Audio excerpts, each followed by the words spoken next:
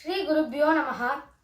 சர்வலோகேஸ்வரனான பகவான், அவாப்த சமஸ்த காமன், சமஸ்த வஸ்து விலக்ஷணன், அகிலஹேய பிரத்யநீகனான பிறப்பில் பல்பிறப்பு பெருமாள்னு ஆழ்வா சொன்ன மாதிரி பிறப்பில்லாதவன் பல பிறப்புகள் எடுக்கிறார். அதுல பூர்ண புண்ணியாவதாரம்னு நம்ம கொண்டாடுற அவதாரமான ராமாவதாரத்துல ஆரண்ய காண்டத்துல ஒரு கட்டம். ராமரும் சீதாவும் சுதீக்ஷரோட ஆசிரமத்துல இருந்து கிளம்பி வரப்ப சீதாதேவி ராமரை பார்த்து கேட்கிறா, ஒரு மனுஷனுக்கு 3 விதமான தோஷங்கள் வரும். பொய் சொல்றதுனால, பிறர் மனைவிய நாடுறதுனால, எந்த ஒரு காரணமும் இல்லாம மத்தவாளை துன்புறுத்துறதுனால தோஷம் வரும். நித்யா வாக்கியம் நதே பூதம் அபவிஷ்யதி ராகவ குதோபி லாசனம் ஸ்திரீனாம் அதேஷாம் தர்மநாசனம். நீங்க தர்மவான்னு தெரியும், அதனால நீங்க பொய் சொல்ல மாட்டேன். ஏகப்பிரத்னி வரதர், அதனால பிற ஸ்திரீய நீங்க நினைக்கவே மாட்டேன். ஆனா அந்த 3வது தோஷம் உங்களுக்கு வந்துடுமோன்னு பயமா இருக்கு. திதீயம் யதிதம் ரௌத்ரம் பரப்ராணாபிஹிம்சனம் நிர்வைரம் கிரியதே மோகாத் தச்சதே சமுபஸ்திதம். பிறரை எந்த ஒரு காரணமும் இல்லாம துன்புறுத்த கூடாது, துன்புறுத்தணும் அப்படிங்கிற அந்த எண்ணம், துன்புறுத்தினா என்ன பாவம் வருமோ அந்த பாவம் உங்களுக்கு வந்துடுமோ எனக்கு பயமா இருக்குன்னு சீதாதேவி சொல்றா. இப்படி சொல்லிட்டு இருக்கும்போது சீதா, எனக்கு ஒரு கதை ஞாபகம் வர்றது. தேவேந்திரன் ஒரு சமயம் ஒரு தபஸ்வியோட தபச கழைக்கணும் அப்படிங்கிறதுக்காக ஒரு வீரனோட ரூபத்துல அந்த தபஸ்விட்ட ஒரு வாழை கொடுக்கறார். அந்த தபஸ்வியும் அந்த வாழ் வந்ததுல இருந்து வாழை பத்திரமா பாத்துக்கணும்னு தபம் பண்றதை விடுறார். அந்த வாழை வச்சு கிழங்குகள்லாம் வெட்டுறது, அப்புறம் பிற்காலத்துல அந்த வாழை வச்சு பிற ஜீவராசிகளை துன்புறுத்தி அவர் நரகத்துக்கு போயிடுறார்.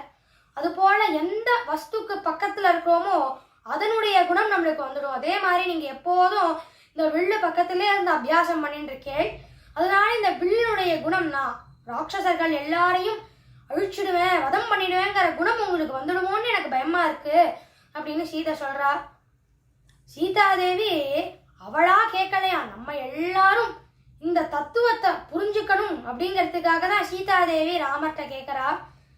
தர்மாதர்த்தா பிரபவதே தர்மாத் பிரபவதே சுகம் தர்மேன லபதே சர்வம் தர்மசாரமிதம் ஜகத்.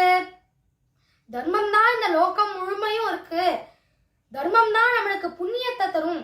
அப்பேற்பட்ட அந்த தர்மத்தை பண்ணினாதான் நம்மளுக்கு மோட்சமும் கிடைக்கும். அதனால இந்த காட்டுல நம்ம தபஸ் பண்றதுக்காக வந்திருக்கோம். அதனால நீங்க ராஜ்யத்துக்கு போனதுக்கு அப்புறம் மக்களோட துன்பத்தெல்லாம் நீங்க தீர்த்து வைங்கோன்னு சொல்றா.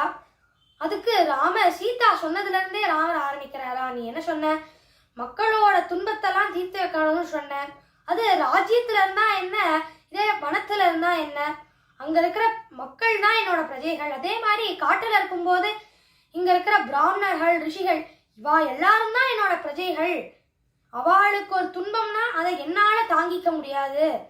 இவா எல்லாரும் என்கிட்ட வந்து வேண்டிண்டா, இந்த மாதிரி நாங்க கட்டுமையா தபஸ் பண்றோம், அந்த தபஸினுடைய பலனை இந்த லோகத்தோட நல்லதுக்காக பயன்படுத்தணுமே தவிர இந்த ராட்சசர்களுக்கெல்லாம் சாபம் கொடுத்து நாங்க வீணாக்கணும்னு நாங்க நினைக்கல அப்படின்னு அவள்லாம் வேண்டிண்டா. அதனால தான் நானும் லக்ஷ்மணனும் இருக்கோம், எங்கள்கிட்ட வில்லு இருக்கு, உங்களுக்கு நாங்க அபயம் அளிக்கிறோம் அப்படின்னு நாங்க 2 பேரும் வாக்களிச்சோம்.